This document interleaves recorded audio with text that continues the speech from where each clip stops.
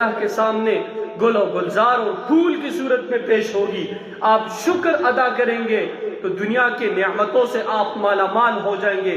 تو ہمیں صبر اور شکر کو سیکھنا چاہیے. اور اس کے ساتھ تیسرے نمبر کی ایک چیز اور ہے، جو چیزیں ہم رسم و رواج کے اندر ایسے اپناتے اس حد تک پہنچ جاتے ہیں کہ ہم اللہ اور اس کے رسول کی دی ہوئی تعلیمات کو پس پشت ڈال دیتے ہیں.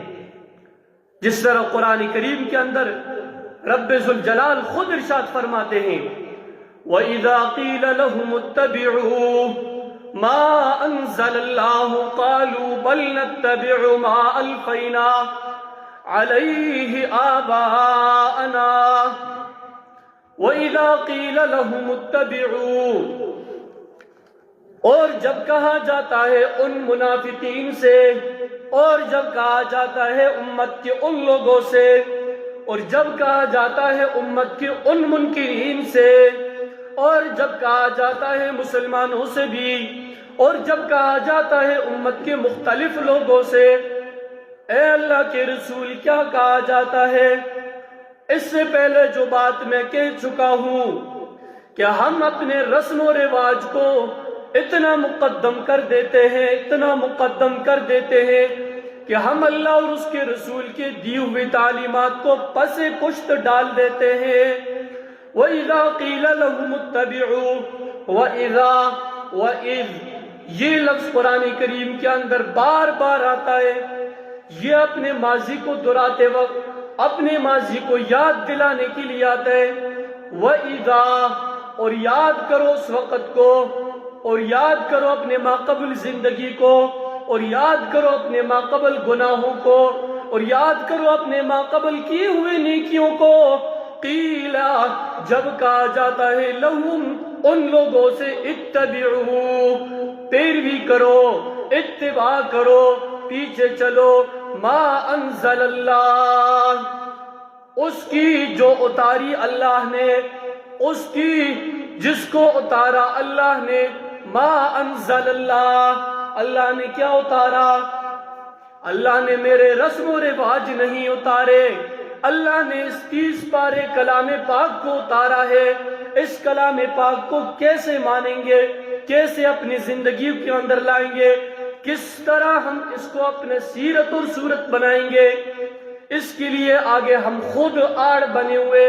لَهُمُ اتَّبِعُوا، پیروی کرو اس کلام کی، اس کلام کے بیان کرنے والوں کی، اس کلام کی جس پر اس کلام کو اتارا گیا، اس کلام کی جو اس کلام کو دینے والے ہیں، لانے والے ہیں، جس پر اتار کر وہ امت کے سامنے پیش کر رہا ہے. کسی بھی پیغمبر نے مٹھی بند پیسے لے کر مسئلے کو نہیں بیچا. کسی بھی پیغمبر نے کہیں پر یہ نہیں دیکھا کہ یہاں پر حکمت عملی سے کام لیا جائے. یہ لوگ آپس میں لڑ جائیں گے، یہ لوگ میرے مخالفت کر جائیں گے، یہ لوگ میرے مخالف کھڑے ہو جائیں گے. لیکن بعض پیغمبروں نے اپنے آپ کو آری کے ذریعے جسم کو 2 ٹکڑے کر دیے.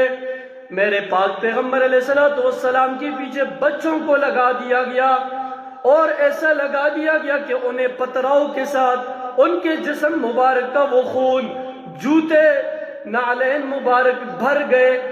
لیکن مڑ کے نہیں دیکھتے، آ کر وہ دعائیں دے رہے. یہ کس وجہ سے کہ وہ اللہ کے توحید کو بیان کرتے ہیں. لَهُمُ اتَّبِعُوا، پیروی کرو اس کی جنہوں نے اس قرآن کریم کو لے کر ایک لفظ کو سیکھا، ایک لفظ کے لیے بھوکے برداشت کیے، ایک لفظ کو سیکھنے پر گالیاں سنی، گولیاں کھائی، ایک لفظ پر پتھر مار کر سہنا برداشت کیا. آدھی راتوں کو اٹھ کر اس امت کے لیے دعائیں دی، آدھی راتوں کو اپنی نیندوں کو حرام کر کے اس امت کے غم اور فکر میں لگے ہوئے تھے.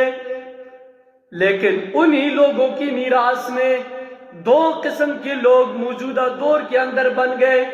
ایک وہ جو حق اور سچ بتا کر بالکل کم لوگوں کے اندر بیٹھ کر کم لوگوں کو ساتھ لے کر اس دین کو مزید آگے پھیلا رہے ہیں، ایک وہ جو بہت بڑے ہجوم کے ساتھ لوگوں کو ساتھ لے کر اس دین کا، اس قرآن کا، ان انبیاء کا نام لیتے ہوئے اس کے خلاف امت کو چلا رہے ہیں۔ اور موجودہ دور کے اندر دیکھیں، لَهُمُ اتَّبِعُوا، پیروی کرو ان کی جنہوں نے اس قرآن کریم کو لے کر اس امت کے سامنے پیش کیا، ما انزل اللہ، ما انزل التورات، ما انزل الانجیل، ما انزل الزبور، بلکہ یہاں ما انزل اللہ اس سے مراد قرآن کریم۔ قالوا بل نتبعو، کہنے لگے ہم تو اتباع کریں گے۔